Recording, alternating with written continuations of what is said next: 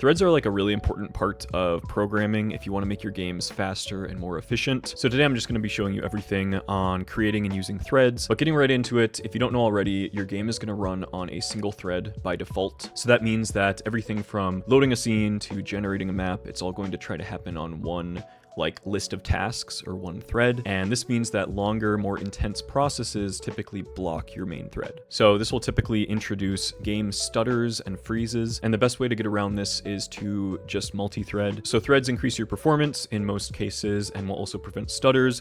The only really downside is sometimes they get pretty complex to manage, but we're going to look at some tips and tricks to kind of help you out in those areas once we understand the basics. So to make a new thread, it's as easy as just storing it in a variable. I'm making a thread variable at the top of my script here, and we're assigning it equal to a new thread in the ready function. And from here on out, we essentially now have two threads.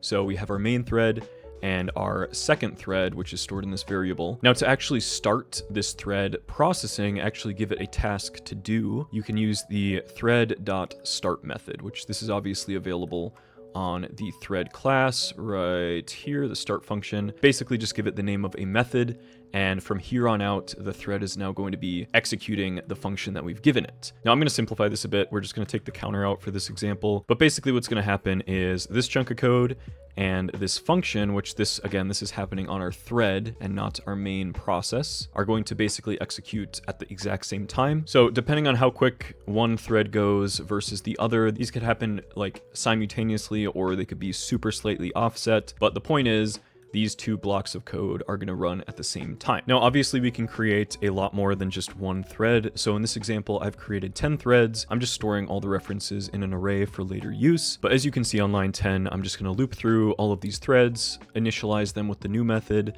and then call this thread function on each one of the threads.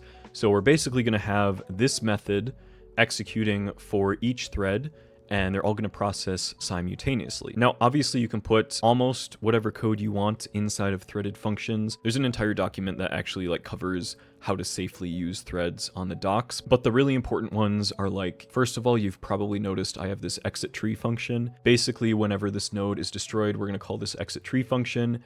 And you want to make sure that all of your threads have actually finished processing when the node gets removed from the scene tree. So you can do this by just looping through all of your threads, or at least the count of your threads, and calling this wait to finish function, which is basically just what I said, going to wait until that thread has finished processing. And then apart from that, threads do not directly support accessing things in the scene tree. So if I had something like let's do a sprite. If I had a sprite in my scene tree and I had a reference to it, I would not ever want to do something like this, where I'm assigning the texture equal to, I don't know, my icon, because this is directly working with something in my scene tree. And since this is going to happen across multiple threads, this is obviously super dangerous because they're all going to be accessing the same point of data at potentially the same time. So the way you can get around this is using deferred methods. So in this case, I would say sprite2d dot set deferred, pass in my property name, and then also give it the value. And by using the deferred method, you can also use call deferred for functions.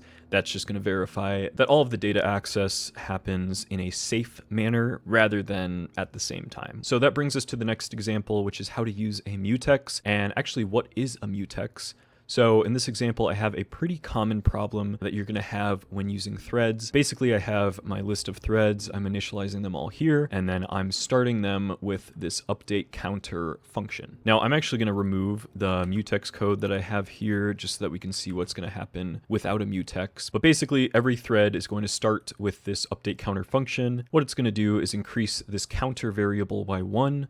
Counter is a variable that I have as a part of the script, so they all have access to it. And then they're going to check if counter is equal to 3. We're going to print counter reached 3. So if I run the script, we're going to get mixed results. So you can kind of see what this is going to output. So we have counter is 1, counter is 2, counter is 3, counter reached 3, and then it continues normally, which is actually funny because this is a very rare scenario, so let's try running it again. Okay, so the second time we ran it, it outputted something really weird. So first it said counter is 2, then it said counter reached 3, then it said counter is 1, then it said counter is 3, and it's kind of all jumbled. So Why on earth would that happen, right? Well, if you remember, all of our threads are processing this function at the exact same time, which means there could potentially be some overlap. So let's say thread 1 is created, thread 1 comes in here, updates the counter, increases it to 1. Thread 2 gets created and increases our counter to 2.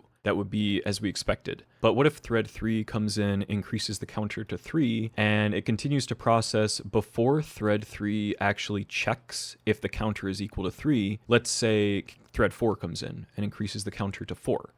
Well, then counter would be 4 by the time we get to this. So all of a sudden the counter never actually reaches 3 because it got changed before any of the threads hit this if statement. So we basically have all this code interacting with the same data object. And because we don't know the timing of like when the threads are going to hit specific lines of code, it's going to get pretty messy pretty quickly. So because of this overlap, that's the reason we got this wacky looking output where the print order is all messed up. It just doesn't look right. So again, this is called a race condition. And the best way to solve this is with a mutex. So like I had before, I'm going to make a variable at the top. It's going to be a mutex. We're going to set it to the mutex class type. And I'm going to assign it to mutex.new like so. And the way a mutex works is it's essentially like a lock. So if I call a function here on my mutex, it's going to be mutex.lock. This method is essentially going to say, all right, this mutex is now locked by a specific thread, which means any other thread that runs into this lock is going to have to pause until the mutex is unlocked. So running through this really quick, we have, let's say thread 1 starts first. Thread 1 goes to update the counter. It's going to lock our mutex. The mutex is now locked, which means all of our other threads are going to update the counter. But when they hit this line, they're going to say, all right, the mutex is locked. We all now have to wait until it's unlocked in order to process our own counter. So it would be a bit cleaner. We'd run through this with thread 1. Thread 1 locks the mutex. Thread 1 increases the counter without anything else interfering. Now, the issue here is we're never unlocking the mutex. So this is going to create just a complete freeze on our threads, which you obviously do not want. So you always have to remember to call the mutex.unlock function. So we're basically saying, all right, like thread 1 has finished. We can now unlock this mutex. And now the next thread, which could be thread 2, could be thread 8, whatever, is going to check this mutex and be like, oh, it's unlocked. So that thread is now going to lock the mutex. It's going to process its block of code without any interference from other threads because all the other ones are still stuck here. And then when it has processed, it's going to unlock the mutex again. So for this example, it's kind of redundant to do it this way because this is kind of the same as just looping through this function 10 times sequentially. But this is kind of just showing like you can lock down every other thread from processing to alter shared values or shared data like this. And this way we're verifying that we always increase the counter without any interference from the counter increasing from a different thread. So running this scene, it should look a bit better. We now have the correct order, which is kind of what we got the first time, which is 1, 2, 3, 3 is reached, and then it goes from 4 to 10. So a mutex is obviously good when you have multiple different threads trying to access the same data object at the same time. But what if we wanted to allow multiple threads to go through the mutex at once? We just wanted to limit the number of threads. So this is where you would use a semaphore. So I'm creating a semaphore just like the other two classes we looked at with the semaphore.new method. And then we have a really similar system where we're creating the threads.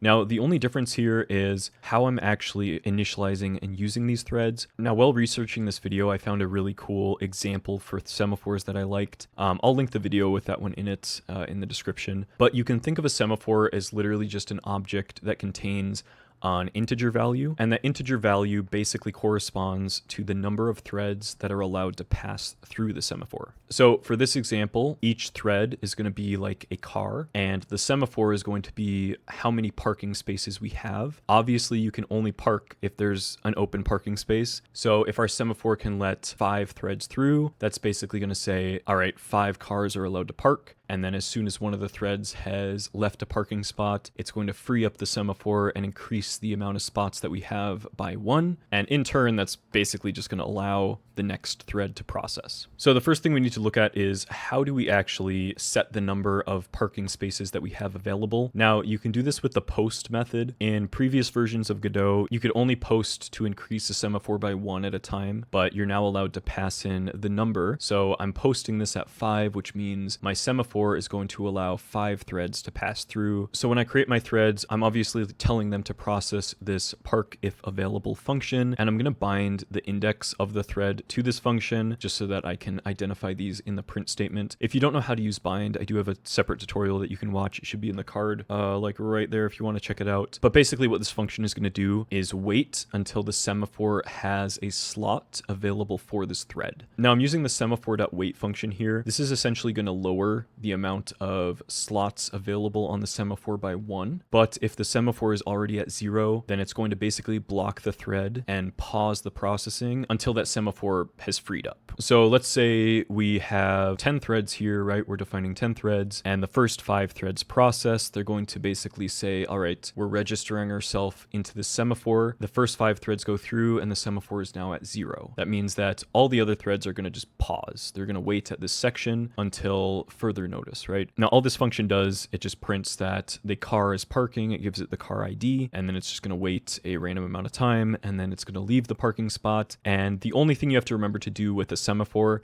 is basically free up that slot once it's not being used anymore. So when the car leaves the parking spot, it's going to call the semaphore.post, and post is also going to just increase the amount of slots of a semaphore by 1, which is obviously going to let the next thread process. So running this scene, you can see that our output is going to have the first 5 cars park. It happened pretty quickly, but we have 0, 1, 3, and 4, and also 2, I guess. All parked. They waited a random amount of time, and then whenever they leave a parking spot, it basically frees up the semaphore, allowing the next thread to process. So there's obviously a lot of complex stuff that you can do with semaphores. There are some more advanced patterns that are kind of outside of the scope of this video, but I will link some resources if you want to look into those. There's another really good video that I found by Bitbirdie, which I'm going to leave in the description, so if you want to check their video out. It covers the producer and consumer pattern in a lot of detail, which I think is pretty cool. But that's going to bring us to the final notes about threads. So another safety tip for mutexes, for semaphores, you always want to wait until they have been unlocked or all of the threads have passed through the semaphores before exiting the tree as well. So you can see in my example here, I'm looping through the number of threads that I have and basically increasing the allowed threads through the semaphore by 1 for each thread that I have. This is just ensuring that all of my threads can process. And then for my mutex example, I'm always remembering to unlock the mutex whenever I lock it. If you only lock the mutex, you're basically going to freeze your program. But then another really common question is like, how many threads can you actually make? Theoretically, you can make as many threads as you want, but typically if you have more threads than the cores on your CPU, it's going to actually reduce the performance rather than increasing it, because you're not going to be running in true parallel at that point, but you would just be introducing like additional context switching. So it's going to require basically more power and also be harder to manage and slow your game down. So a good baseline, if you have like more than 12 threads, that's probably overkill. Most modern CPUs have around 12 cores. Now you also have to consider older CPUs are going to have like 2 to 4 cores. So you probably want to adapt your threaded code to actually fit the hardware that you're running it on. If you want to look more into that, there is the get processor count function. So this is going to basically return the number of CPU cores on the machine, which you could probably use in your threaded functions just to optimize them a bit better if needed. But as a baseline, if you're using like more than 10 threads, it's probably overkill. Another really quick note is that actually creating threads is a very heavy process. So right here, I'm actually making all of my threads on ready and then just using them as soon as I need them, which isn't actually recommended. You shouldn't be creating threads on the same frame that you're actually starting the threads. It's typically advised to make all of your threads beforehand when your scene actually loads or when your level is loaded, and then actually utilize the threads later on. And then one more quick note, if you are trying to load scenes with threads, I do have a full video on this, but basically Godot has a built-in function to load a scene with threads. So you don't need to implement your own threaded scene loader. You can just do that by default. It's built into Godot. Anyways, though, that's it for this video. I did link all of my sources in the description if you want to check out. There's some other really good tutorials by other YouTubers that could potentially help you guys out. This video is sponsored by you guys, so just you watching to the end of the video and sharing it helps the channel a ton. I want to say a special thanks to all of the current channel members. You guys are awesome and your support is super appreciated. And in addition to that, I also offer one-on-one tutoring. So if you guys think you could learn something from me about Godot or game development in general, be sure to check out my website. I'll just link it in the description. But yeah, feel free to reach out if you want to book a tutoring session with me. Anyways, thanks for watching the video, and I will see you guys in the next one.